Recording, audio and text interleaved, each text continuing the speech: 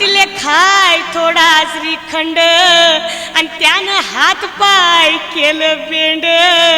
राजा, ए माझ्या राजा, असं काय करतोस?